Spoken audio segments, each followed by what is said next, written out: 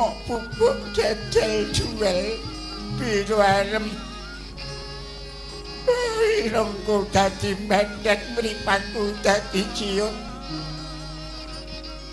tanganku dioklek-oklek karo menungsa sing jenenge Kandamana Hyang Agung mugi-mugi kula tasih saged gesang paripurna ya Kandamana Sucitra kowe menungsa kepancingan iblis kowe biyen ketok apa saiki ketok apa najan Kakang Sucitra kowe ora temandang mula sora aku nanging kowe ora iso ngendhek pakartine dulurmu Gandamana cetha yen to wis malik tinggal kowe wis malik kiblatmu kowe Sucitra kowe biyen anake pendhita Arga Jembangan pendhita ora gablek apa-apa kowe nyandang cingkrang mangan kurang ora duwe papan dunung kowe iso mangan enak kowe iso nyandang wutuh mergo kowe melu aku ning negara ngatasane ning saiki bareng kowe untuk kelungguhan lali karo sumpah janjimu ya aku tekono kene aku ora njaluk karo diapurmu palene tangkepmu kan aku kaya ngono mati aku di Pulau Sora kaya ngene kowe mung meneng wae nyawang saka katuan ditenono kowe Kakang Sucitra oh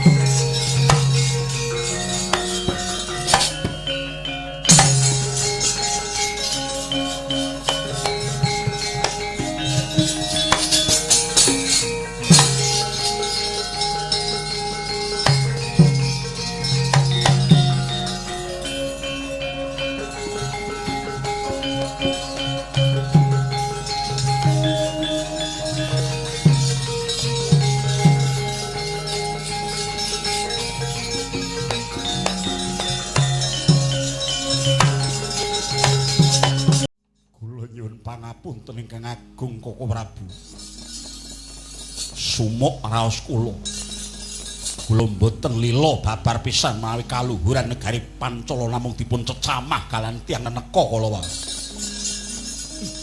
adhiku di Gandamana satemene waleh-waleh apa Kumbayana ku pancen biyen mula ku sedulurku Sinarawedi iku sedulur sak paguron nanging ya gene cak-cakaning tumindak nganti teka sak yahene Kumbayana ora owah isih panggah kaya mengkono nggone tansah sumongah sesongaran ngendel-ndelke ora nganggo watak ing tata krama ing atasipun Kakang lagi lungguh siniwaka teka petrek-petrek nggih perkawis menika awit mboten namung perkawis paduka menika rawangipun Raden Kumbayana nanging paduka nedheng siniwaka ratu ingkang lenggah siniwaka menika sami kaliyan tetunggul negari ingkang kedah dipun pundi-pundi dipun aosi dipun sunggi-sunggi nanging kok kebacut nggonmu milara Kumbayana nganti kaya mengkono di serik raos sing manah kula labet ucapipun Kumbayana namung nyebit talingan kula iya ya muga-muga tumindake si adik kang mengkono mau entuk pangapura ning aku bisa mesthekake yen to Kumbayana mesti gelo rasane Yayi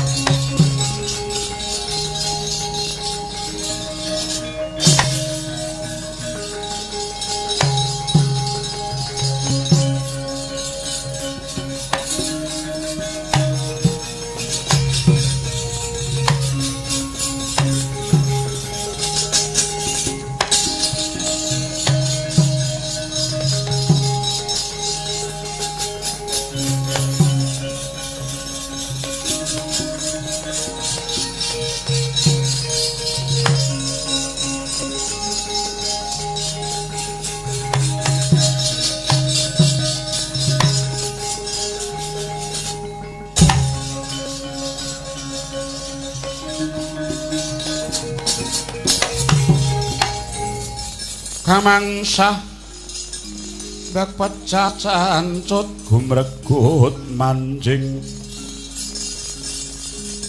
kulya dreng wiraganyo lega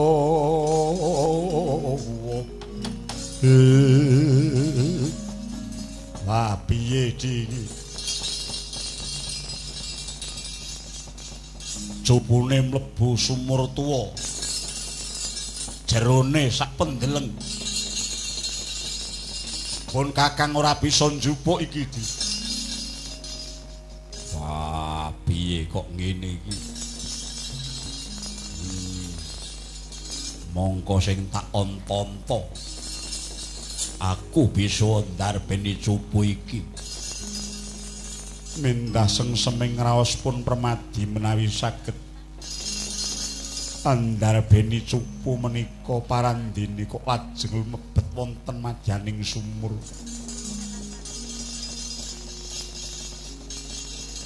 piye carane njupuk Buntadewa kula mboten saged Kakang Mas Yayi Senobi tulungane sing gedhe dhuwur wah aku ora bisa upama aku bakal mlebu sumur iki ora sedeng sumure jero nanging ciut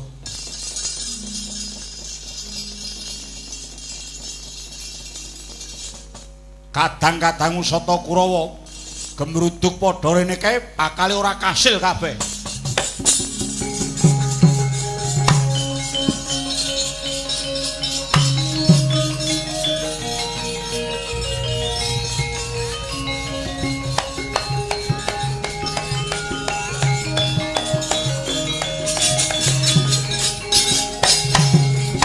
Pandhita Karya Wangsit mindha kumbang ajabing tawang susuh angin ngendi nggone yang kalih kangkung jebebek Allah aku nliti saka kaduan tak indhik wit mau lha iki ana satriya-satriya pepethingan ingkang calone besok ngopeni para kawula lan ngopeni negara Ngastina semene jembare lah kok dadi mung njupuk cupu saka jero sumur tuwa kang kaya mengkono wae kok padha ora jigos ngatelke kuping temen sapa kuwi wah ana wong berot tangane tekle ucape kok marake kebralang atiku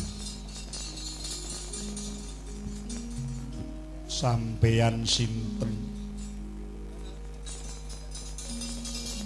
ora perlu ngerti aku dhisik sapa ngerti nek tak aku iki mung sesinglaning kawulamu negara Ngastina tapi aku nyuwara kaya mengkene iki aja mbok tampa serik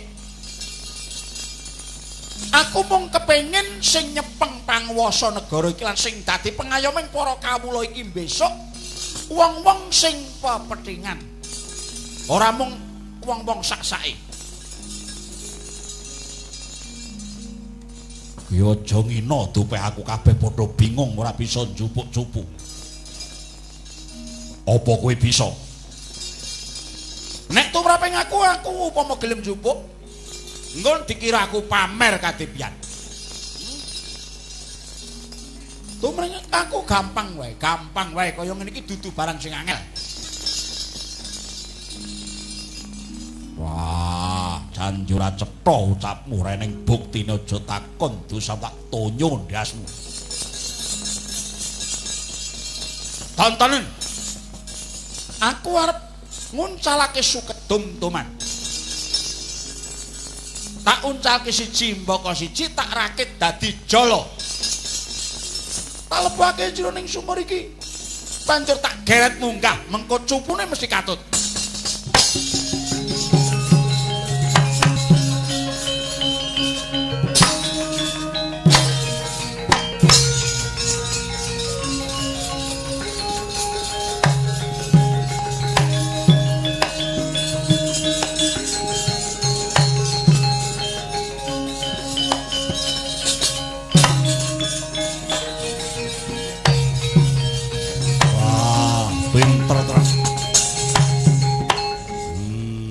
dina.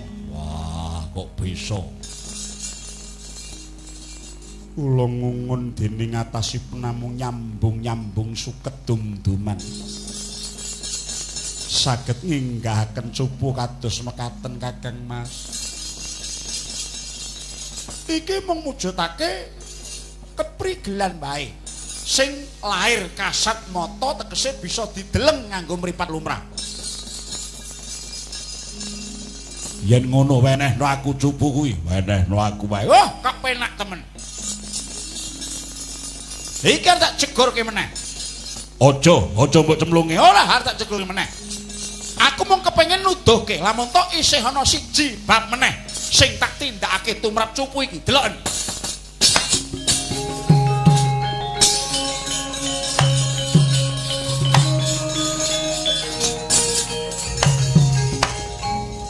Deloken wis nyemplung dasaring sumur tuwa iki meneh.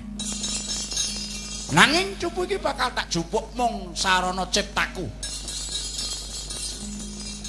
Aku duwe panah. Jenenge Harda Dedali. Kuwi bisa tak kongkon manut keketeking rasaku.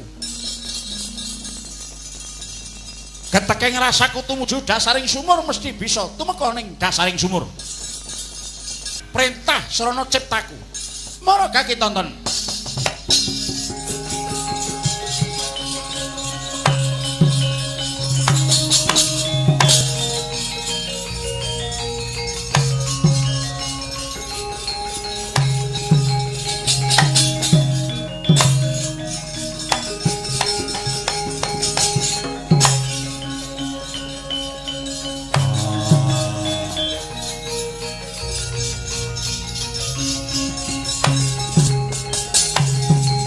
Mrih mangsop narimeng kalbu budine kang den bawani penganing casukani lo wah kok kaya wong pamer kapisan ning nyatane kok ya ana buktine. Kowe ngerti ta? Cupu sing tak cemplungake sumur meneh mau banjur tak jupuk migunakake kasekten. Kowe wis weruh dhewe kanthi netra walaka. Iya. Ngene ya aku tak kandha. Jenenge iki mau kasekten. Kasekten mono asale saka Tapabrata. Engkeng tumanjane kanggo piranti ngenteng-entengi jejiban. Lah nek kowe kabeh iki besok bakal dadi pandam pengayoman. Mongko ora sangu kepinteran lan kasekten. Tuna uripmu mengko yen ana bebaya sewanci-wanci, kowe padha tinggal ganggang colong playu kaya ngono kuwi jenenge mengko bakal nyisini-sini bawana.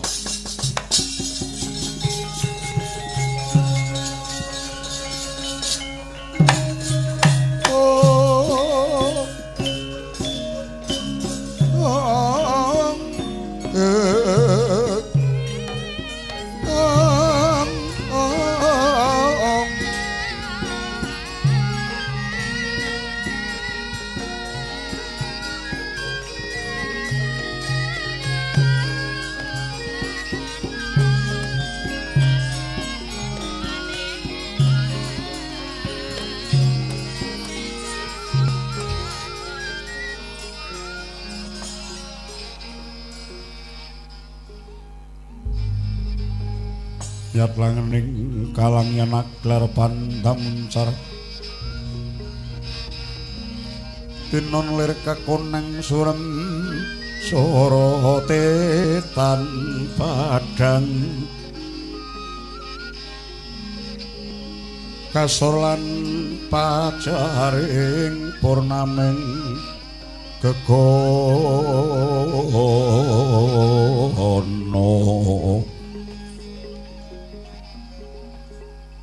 kula nderek paduka. Kula nderek suwita jengandika. Inggih kula nderek dados seswandika. Semono uga aku kepengin meguru karo sampeyan sejatine sapa? Apa pancen Dewa Ngejawantah? Dudu, aku dudu Dewa Ngejawantah, nanging aku menungso lumrah. Delengen sikilku sing ngambah lemah. Aku wong kleyang kabur kanginan, jenengku Kumbayana, ya Begawan Druna. Druna. Begawan Druna. Iya, Kumbayana. Aku dadi kowe bareng weruh nggonku tumindak kaya mengkene banjur padha sesedokan kepengin dadi siswaku kuwi nalare kepiye? Apa kowe ngerti?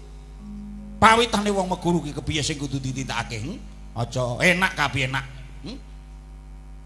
Aduh, Marcapada prapting delahan kula namung tansah badhe ngestu padha dhateng paduka Rama Penemban. Kowe suwitaku mongko pawitane wong suwita utamane kudu gemi menyang apa sing tak darbe. Bisa nasapi wawadiku lan bisa nastiti menyang sesembahan. Nek pancen aku mbok anggap gurumu, padha wae aku sing kudu mbok pundi-pundi. Marcapada prapting delahan kula pitaya dhateng paduka sang guru. Kowe sago ngati-ati sing babakan solah bawa tumindak. Rening kowe besok bakal dadi pangayoming para kawulamu. Nggih, sagah. Ya, sago. Madhep-madhep nek diboboti pekewuh aja nganti mblenjani.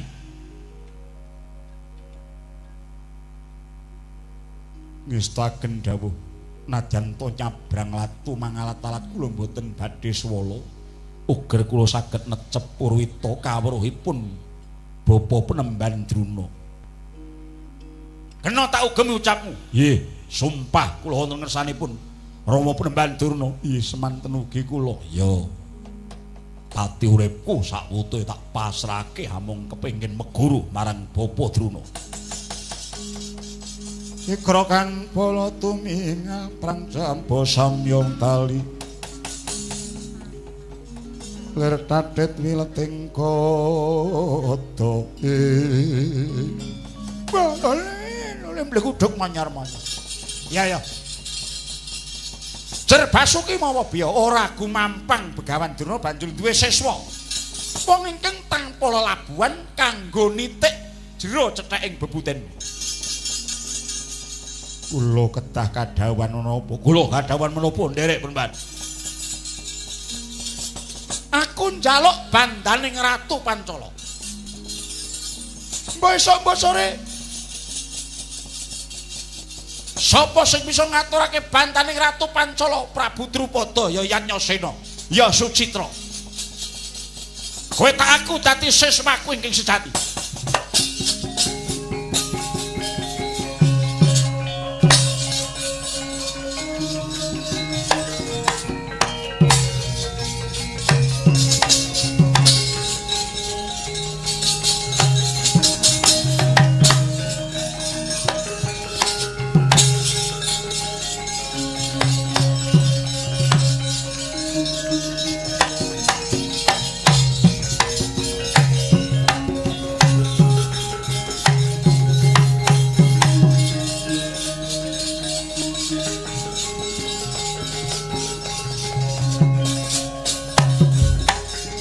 Marina sumubang bang aruna kadin netraning ngogarapo sabdaning kukiloring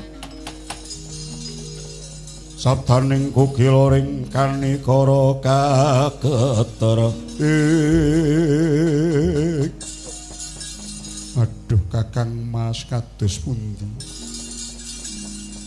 Dene kula kedah mbondo Paman Prabu ing Pancala. Kakang Mas kula tasih enget bilih Paman Prabu Sucitra menika siswa kinasihipun Kanjeng Rama. Menapa kula kedah wentala dhateng panjenenganipun ingkang ugi sampun ate nggula wentah kula Kakang.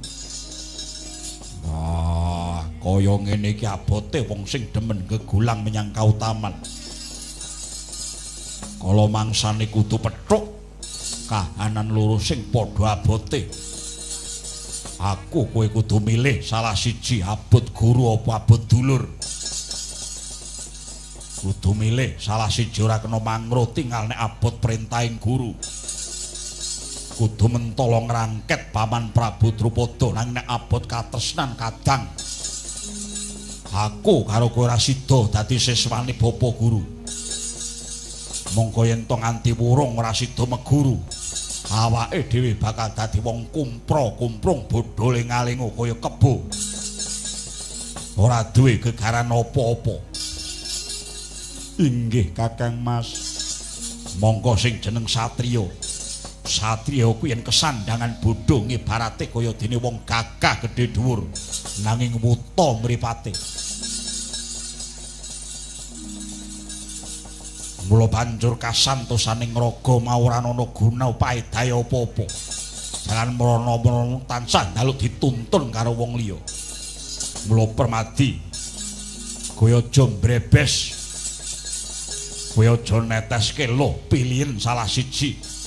Sida meguru apa wurung.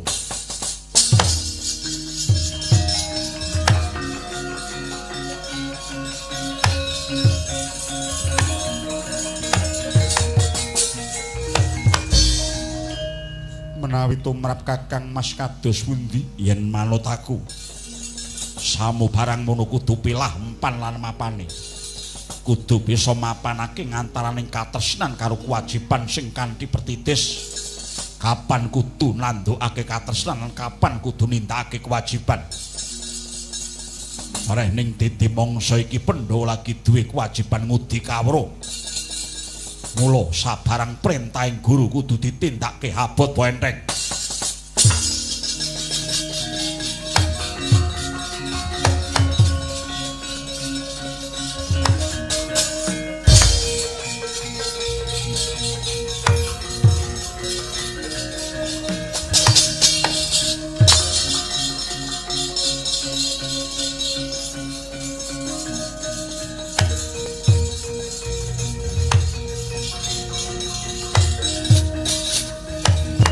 Wah, Paman Gandamana kleresan pinanggih.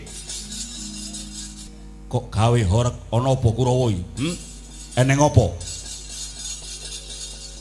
Kula badhe swita Begawan Druna. Begawan Druna kuwi sapa? Alias Begawan Kumbayana. Menika pendhita ingkang naneka. Sengkan tanpa sangkan Paman. Nanging kula dipun boboti pakaryan kula kedah saged dados seswanipun Bapak Guru Durna menawi saged ngaturaken bandhanipun Paman Prabu Drupada ing Pancala. Piye minggato?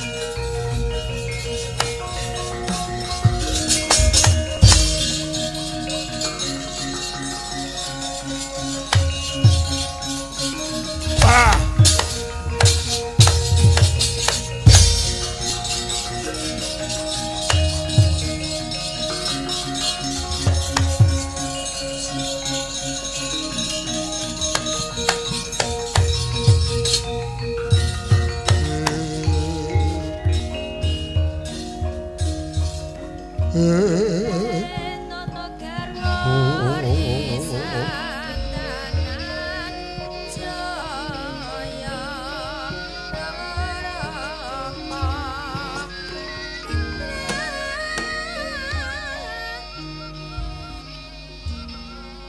nggih anakku Permadi.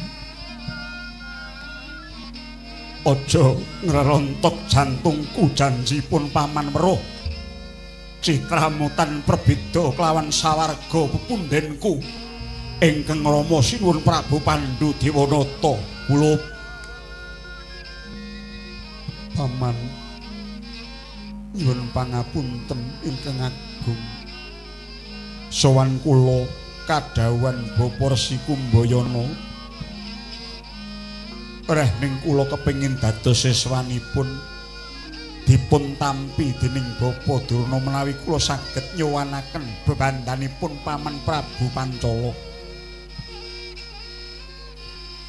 menika keparengipun calon guru kula Bapa Durna paman. Apa ora eling yen to kowe duwe mbah titahing dewa ingkang dadi unusaning titah ing Saptawarga. Eyangmu Penemban Wiyasa kuwi piyayi pinter mumpuni ngagal miwah lembut. Ya gene kowe mung kepengin kawruhe pendhita ingkang genthong umos sumongah sesungaran. Aja Permadi, aku ora lila yen to kowe dadi siswane Begawan Kumbayana. Aduh, paman sampun dados anteping manah kula. Awit wonten pituduh keketeking nala ingkang saged nuntun jiwaning Permadi bilih kapitayan kula dhateng Bapa Kumbayana titi mangsa mangke boten klentu paman.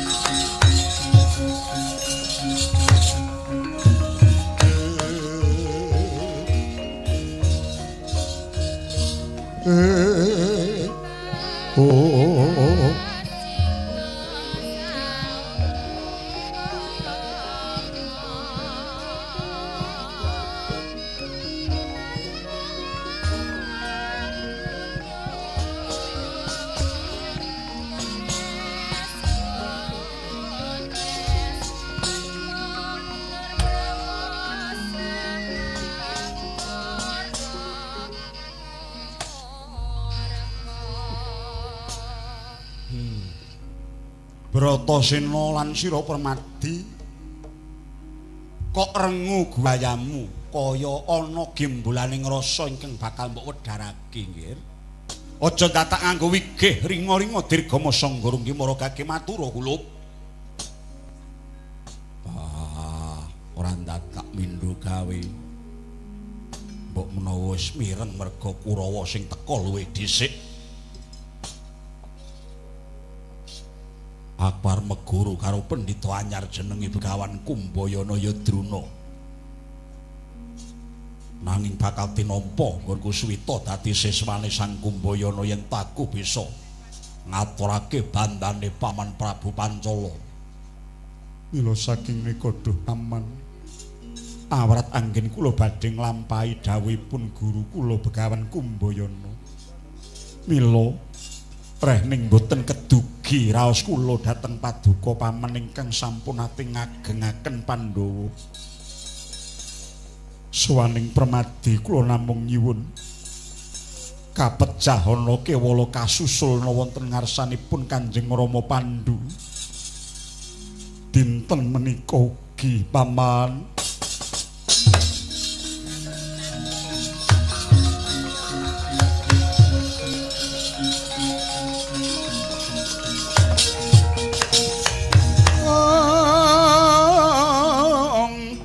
punapa miraingsun prihatin Mas Pogung mijil jagat Dewa Bathara. Lalakon donya kok kaya Kok ya pinter-pintere Kumbayana ing ngatasé wong julik sakyana nganti tekan sakyahene kok ora ana sudane.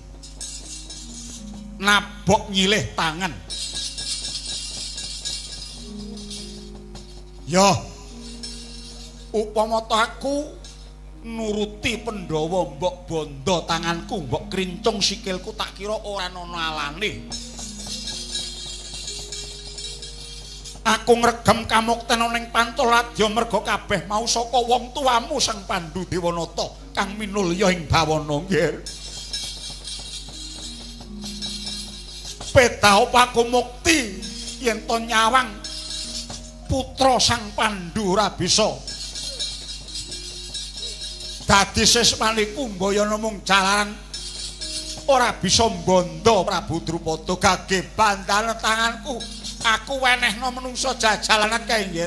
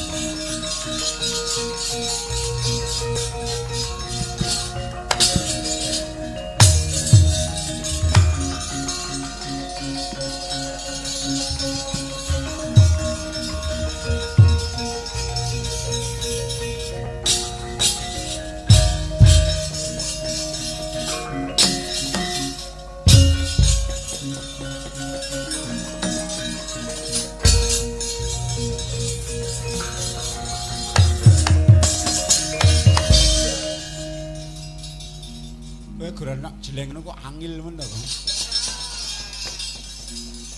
Ya men rada suwe kok. Kok suwe-suwe men ngopo? Men. Ada aku men do sengit.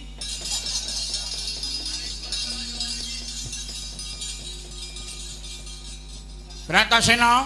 Apa? Permadi. Kula wonten dawuh. Kowe sapa sing mburi irunge dawa, mung dhuwur kuwi? Aku genah Tuan Ambeien.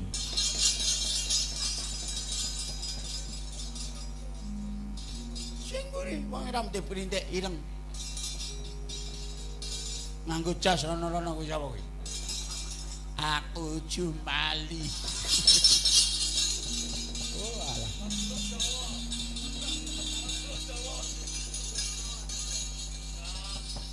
Kowe Drupada ya. Nek mung kepengin catur netra karo aku ayo tak ladeni durung nanging aja nganggo cara sing ora bener. Anggep ngopo kowe njontrot atine anak-anakku Pandhawa mbok ajari tumindak sing kaya ngono. Pandhawa ora duwe tungan apa-apa. Sing duwe petung kuwi Drupada karo Kumbayana. Yo pancen bener. Nanging aku duwe wenang apa wae. Merga aku saiki wis dadi guru. Guru kuwi wenang jenenge bor, wenang apa wae. Samu barang siji-siji tak tindakake. Manut keketeke ngrasaku apa wae bakal tak turuti. Kanggo nambani gempaling rasaku lan selik ing atiku nalika semana. Ngerti kowe?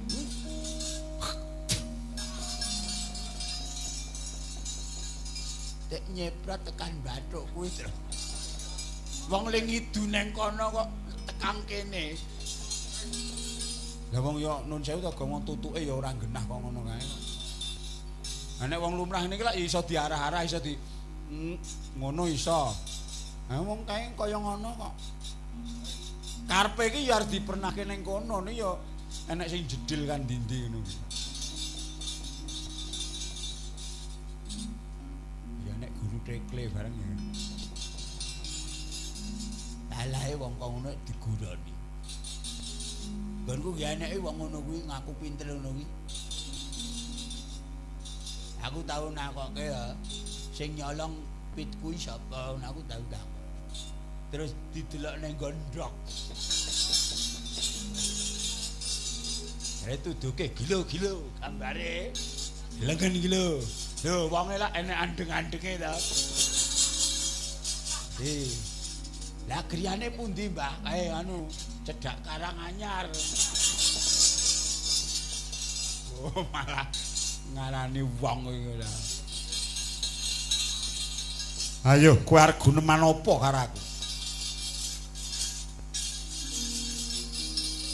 Raden Bratasena. Apa? Permati wonten dawuh. Kowe nyingkira dhisik. Nyingkira dhisik. Aku tak guneman karo menungsa sitok iki.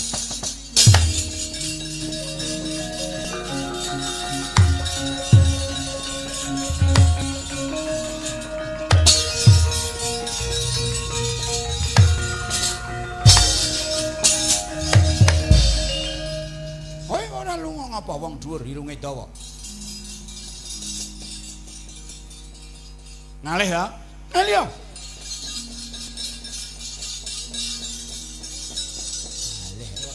Ngalih kene. Ayo ngrungokke to. Ora oleh uang dengar. Uang dengar denggelmu kuwi. Kowe ngalih aja no kene ngewahi-wahi. Ngene kok yo ora oleh. Ngalih, Gong. Ya jajan truk ya. Jajan ngendi sik peteng rong buka. Sucitra. Kakang Sucitra. Nek aku ora entuk jangkar karo kowe tak imbuhe kakang kaya mbiyen. Olah pekertining cipta rasa ora nganggo dasar kautaman, sing ora nganggo dasar kautaman ki ya kowe. Hamba piwuta tumintakmu sak kentheng sirahmu, kowe kendel-ndelke duwe duwe panguwasa. Kokong kepaung. Eling-eling kowe kere munggah bali maune wong ora gablek. Ora iso gaglak apa-apa. Kowe iso dadi ratu, kowe disuyuti karo kawulamu, kowe disembah-sembah karo nayaka prajamu. Banjur kowe malik tinggal ndoko mripatmu ketutupan dening bondo donya lan pangkat derajat semat. Sawangen Kumbayana biyen sapa eling-elingen Sucitra. Aku ora lali kabecikanmu wiwit nalika semono menyang aku. Ing atase aku mung anak ing pandhita ngarga Jembangan. Rama Premban Begawan Drupara. Aku isih eling merga kabeh panuntune ratu ing atas Maruta ya wong tuamu. Ingkang ngrengkuh marang Sucitra kaya dene putrane pribadi. Tanpa beda kaya kowe Kumbayana. Lah kene ngerti, kowe isih iso guneman cetha teteh kaya ngono. Lambemu gawil.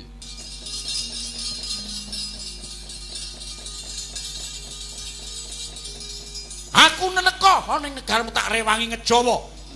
Ora tak critake lelakonku sing bebarang wirang. Nganti lakuku kejarang-jarang. Nempuh bebasanan numpal keli. Pirang-pirang kahanan nganti bisa ndewasakake Kumbayana. Arep saiki rupaku wis dadi elek kaya ngene, ning tak kira jiwane aku ora kalah karo jiwane kere Sucitra. Ya sak karepmu nggon marang ujar-ujari aku. Ujar-ujarana ben marem atimu. Kena ngapa kowe mripatmu ya weruh? Wong nyatane kowe kalah karo Gandamana. Aku ora kalah. Anane Gandamana gempung atine banjur aku dioklek-oklek kaya mengkene. Dirusak awakku nganti bubrah budayane nganggaku kaya ngene iki merga Gandamana ora iso mateni aku. Hukum ora iso mateni aku, mesti dipateni. Ning gandeng dikapak-kapake megek. Mula mung dirusak awakku kaya ngene iki, ora iso mati. Ning mesine kowe wis marem, kene kowe duwe kanca sing nate tetulung banjur saiki rusak kaya mengene kowe seneng.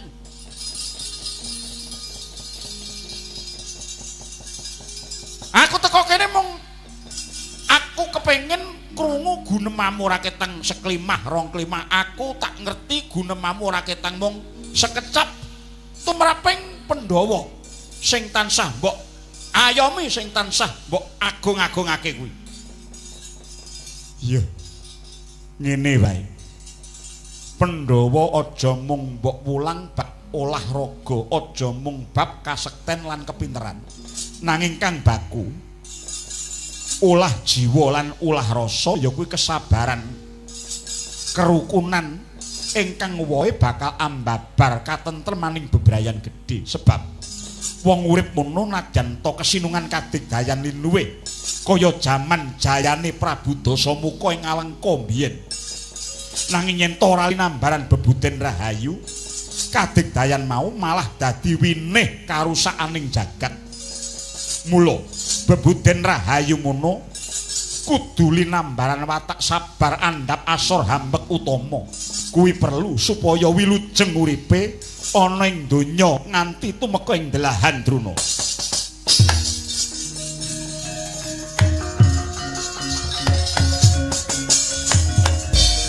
Aku ciciring guru, aku ora bakal bancindhe banciladan. Kabeh murid bakal tak gula mentah sak becik-becike. Murid bisane wasis mumpuni guna kasekten. Ya mung sejatine kabeh mau mung bali menyang para siswa kabeh. Najan tak mulango sak keranjang gambir, bebasan tak suntak kaya banyu. Ning yen ora padha nggatekake nindakake pepacuh, kuwi wulanging guru ora bakal ngunduh apa-apa. Iya. Tak pasrahke sak putuhe menyang kowe. Lan sepira gedhening kaluputanku apa dene Yayi Gandamana aku njaluk pangapura. Mencukup njaluk ngapura. Papan iki isik ke bawah keperintah negara Pancala. Ana Witesaka ingkang jajar 5. Wiwit dadi mangsa iki sak wewengkon iki tak jenengake Pertapan Sokalima. Tak dadekake bumi perdikan tak wenehake marang Druna. Iki ora ke bawah keperintah negara ngendi wae. Nggonen mukti. Nggonen mukti nggon madeg paguron Kumbayana.